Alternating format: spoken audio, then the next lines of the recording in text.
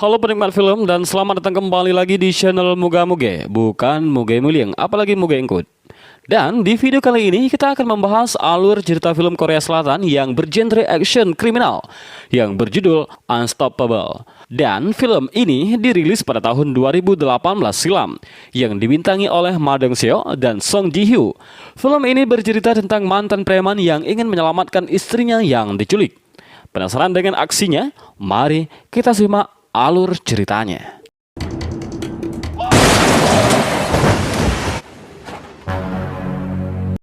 Dan di awal film terlihat seorang pria yang bernama Dong Shul.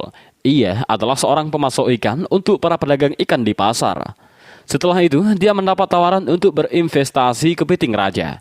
Kemudian, pria yang menawarkan tersebut meyakinkan Dong Shul bahwa bisnis ini menjanjikan dan akan meraih keuntungan yang sangat besar dalam kurun waktu 3 bulan.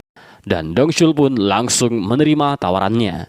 Adegan berpindah ke seorang wanita yang bernama Jisoo. Dia adalah istri dari Dong Shul. Jisoo bekerja paruh waktu di sebuah panti jompo dan sebuah restoran. Kemudian Dong Shul menjemput istrinya, lalu dia mengatakan bahwa dia akan berinvestasi. Hal itu membuat istrinya marah karena kesulitan membayar hutang. Adegan berpindah yang memperlihatkan sekelompok preman yang sedang menghajar seorang yang dikarenakan dia tidak mampu membayar hutangnya. Dan tak lama kemudian, putrinya masuk ke apartemen dan hal itu membuat para preman berhenti menghajar dan dijadikanlah anak itu sebagai ganti utang ayahnya. Saat dalam perjalanan terjadilah insiden kecil. Mobil Dong Shul ditabrak dari belakang. Kemudian Dong Shul meminta pria itu untuk bertanggung jawab.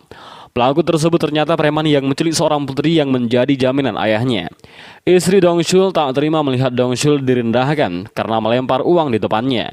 Istrinya kemudian memarahi pelaku tersebut. Tak lama kemudian, bos preman bernama Gi-tae langsung menghajar supirnya untuk menyuruhnya meminta maaf. Dan Gi-tae akan mengganti semua kerusakan dan meminta maaf. Kemudian Gi-tae melirik istrinya Dong Shul karena tertarik istrinya yang cantik. Dan adegan selanjutnya memperlihatkan bisnis investasi yang dilakukan oleh Dong Shul sejak sebulan tidak berjalan sesuai rencana. Kapal pengangkut ikan seharusnya sudah sampai, namun kapal tersebut memasuki wilayah Cina sehingga mereka ditahan oleh pihak berwenang. Pada hari ulang tahun Jisoo, Dong Shul mengajaknya makan di restoran mewah.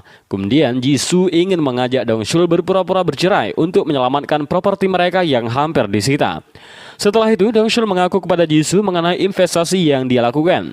Mereka akan segera mempunyai uang untuk membayar tagihan hutang secepatnya. Kemudian Jisoo marah kepada Dong Shul dan meninggalkan restoran itu. Saat Jisoo sudah berada di dalam rumah sendirian, tiba-tiba ada seseorang dari luar yang membunyikan bel. Kemudian Jisoo mengintip dan merasa takut karena dinilai aneh. Seorang tersebut berhasil masuk ke dalam rumah Jisoo. Karena merasa takut, Jisoo mencoba menghubungi suaminya. Ternyata di dalam perjalanan Dong Shul terhadang oleh seseorang. Akhirnya Jisoo langsung diculik oleh pria tersebut. Penculik ternyata bawahan dari Gi-tae. Mereka merupakan kelompok sindikat perdagangan manusia dan juga mucikari yang menyediakan layanan prostitusi. Sesampai di rumah, Dong Shul merasa kaget melihat rumahnya yang berantakan.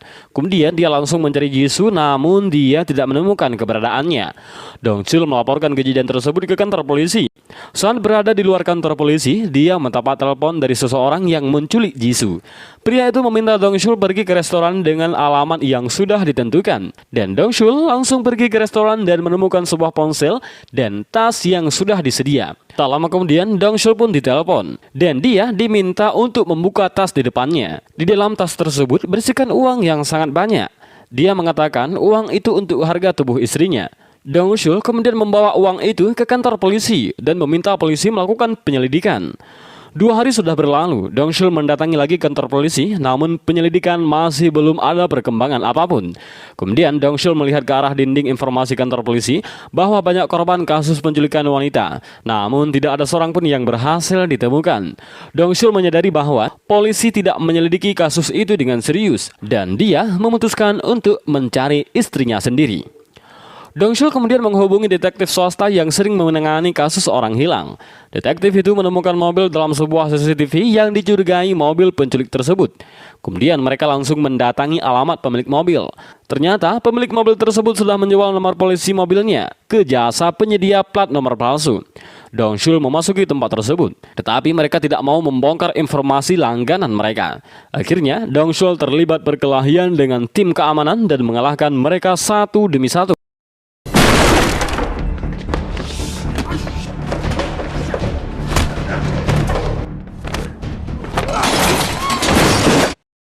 Mereka diberikan informasi oleh pemilik jasa penyedia plat palsu. Semua transaksi mengarah ke daerah Jiangshengpo.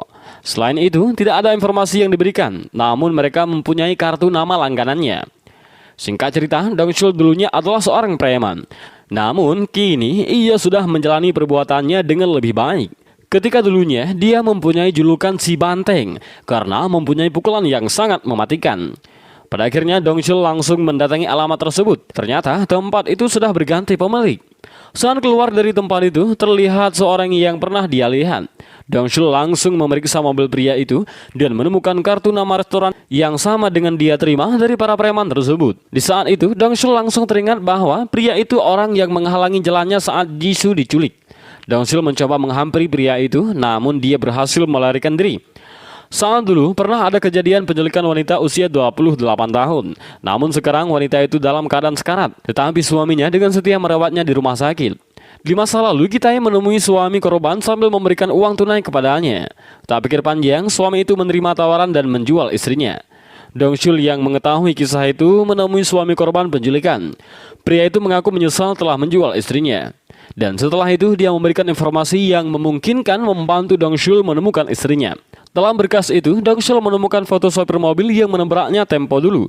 Tak lama kemudian, Dongsul mendatanginya langsung. Kemudian, Dongsul menyeretnya keluar dan menanyakan informasi keberadaan istrinya.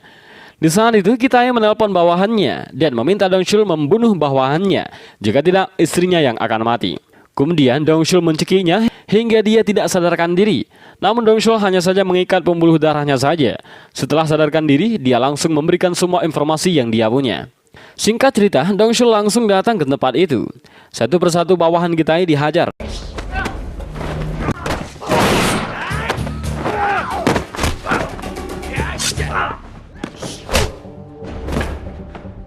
Kemudian Dongsul bertemu bawahan Kitaya yang tangguh. Dan di situ pun perkelahian yang sangat sengit dimulai.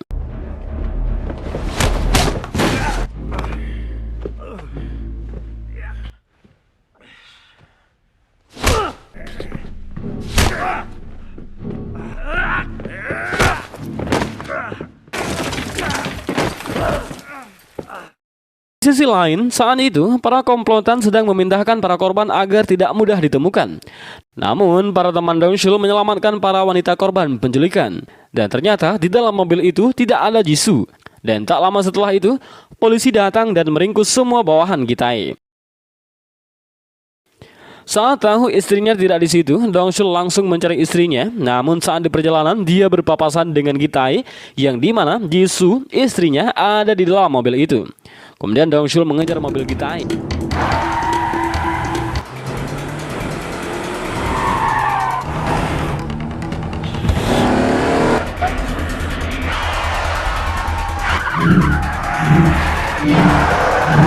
Saat dalam aksi kejar-kejaran, mobil Dongsul justru terlempar keluar area jalan.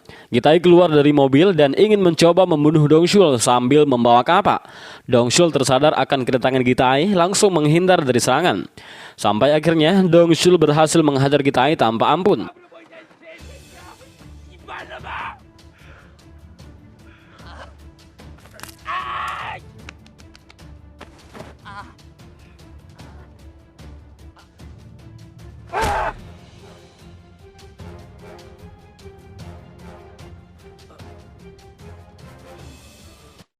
Selepas itu, Dongsul menghampiri istrinya.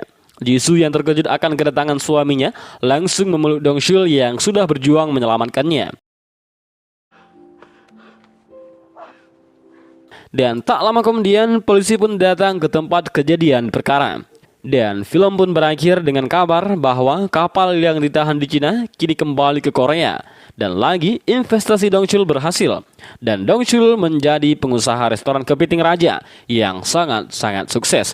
Dan dia pun kini sekarang sudah kaya. Dan film pun tamat.